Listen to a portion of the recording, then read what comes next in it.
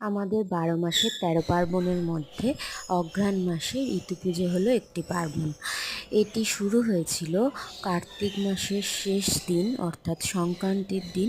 এই মালসার মধ্যে ৫ কড়াই ছড়িয়ে দুটো অন্য আর ঝুন্নর নামে ঘট পেতে এই গাছ তার থেকে গাছ আস্তে আস্তে বের হলো, বড় হলো। তারপর একদিন হলো নবান্ন উৎসব।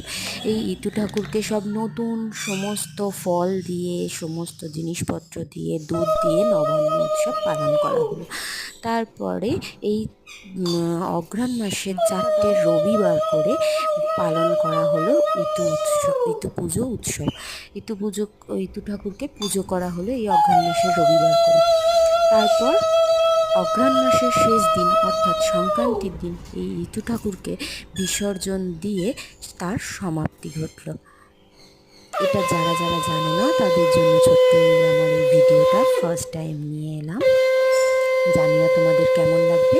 সবার যদি ভালো লেগে থাকে তাহলে please like, comment and share করে দেবে। আর কাদের কাদের বাড়িতে এই পুজোটা হয় প্লিজ আমাকে জানিয়ে যাবে, আমার খুব ভালো লাগবে। তাহলে দেখো গঙ্গায় গিয়ে আমার মা কত সুন্দর করে আর বরণ করে ইতু ঠাকুরকে বিসর্জন দিয়ে আসছে। হ্যাঁ, সত্যি এই অঘ্রাণ মাসটা জুড়ে আমাদের তুলসী মঞ্চের ওপর এই ইতু রানী বিরাজ করেন।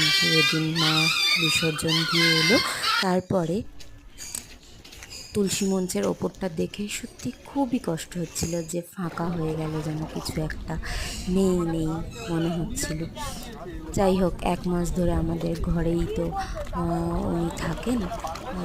এই উৎসবটা অনেক জায়গায় গ্রামে গ্রামে শুধু পুকুরের ধারে গিয়ে করে দিনের দিন মানে হচ্ছে অঘ্রাণ মাসের শেষ রবিবার বা সংক্রান্তি যদি পড়ে সেদিন এই ইতু ঠাকুরকে পেতে সেদিনও বিসর্জন করা যায়। কিন্তু আমাদের রীতি আছে যে অঘ্রাণ মাস জুড়ে পুরো এই ইতু পুজো করা হয়।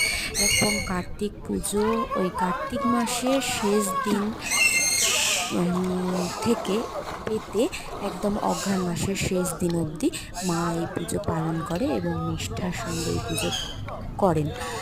এই পুজোর একটা অদ্ভুত ব্রত কথা আছে, সেটা আমি পারলে নেক্সট ইয়ার তোমাদের শুনিয়ে দেবো বা পরে তোমাদের সঙ্গে সেই ইতু পুজোর ব্রত কথা শেয়ার করব। এমনি জলে ধরো না, উঠে যাবে।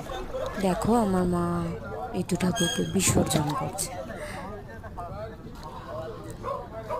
এই যে বরণ করছে, ৩ বার বরণ করে নিচ্ছে।